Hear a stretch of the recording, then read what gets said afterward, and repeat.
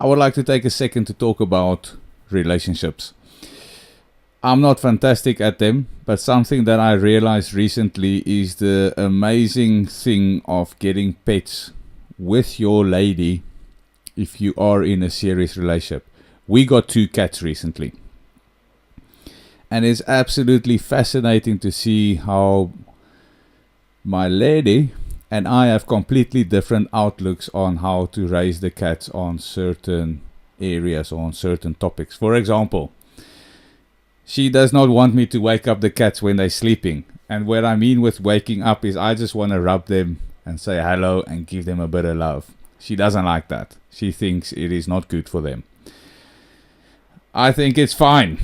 Now, I'll obviously have a few animal experts out there that will have an opinion. I'm sure that if I have children, I won't wake them up if they are napping. For example, another thing is the cats like to climb onto the balcony, onto the roof. They get quite close to the ledges. Now, we got the cats, I think, when they were about 10 weeks old.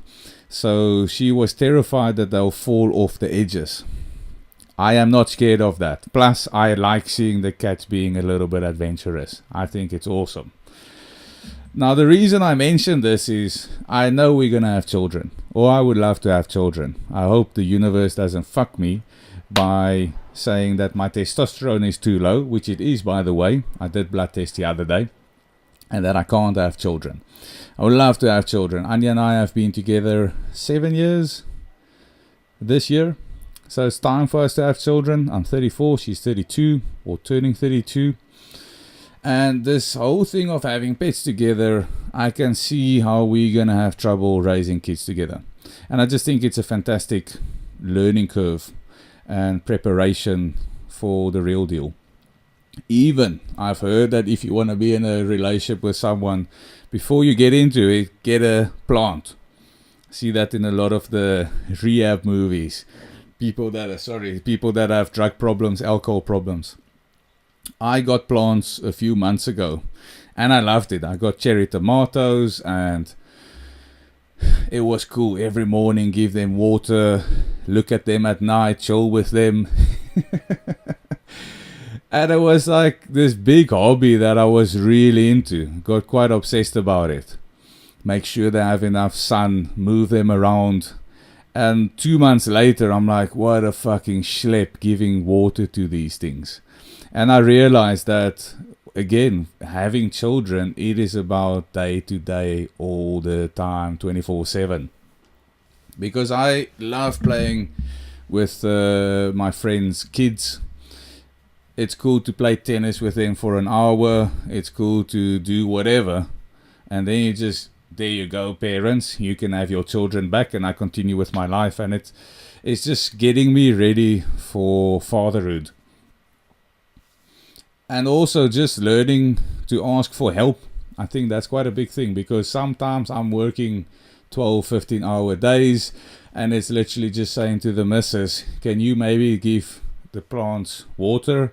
Then again, it's a bit like I have to tell her how much. But she also got into the hobby. She got me beetroot, spring onion. I've got basil now. We've got sunflowers, lavender, rosemary. And it's nice to have a common hobby, something that we do together. And obviously the cats, it's unbelievable. We went on holiday this weekend, then I was like, fuck, we've got to get someone to look after the cats. And it's a real introduction to adulthood, which I'm finally experiencing at 34. Like, obviously, I've done a variety of, like, I've got my own business, I've traveled, I've immigrated, I've married, but it's like, this is now next level stuff. And I find this fantastic for a relationship.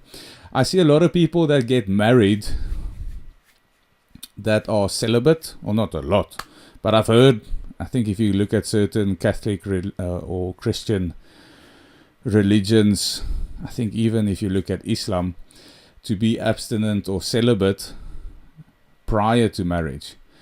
And then I think a lot of people find out, but we are not sexually compatible. Or I've seen people that date, but they never live together prior to marriage. And then once they get married, they move in together and they're like, fuck, this is such a learning curve.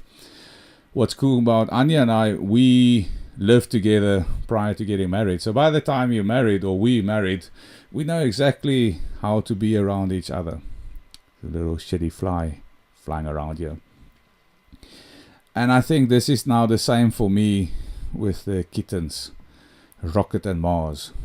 I did worry on one podcast, I think it was with Freddie, where we have 2 dogs here on the farm, German pointers. There's a lot of dogs, but they are salivating over these cats. They really want to eat it.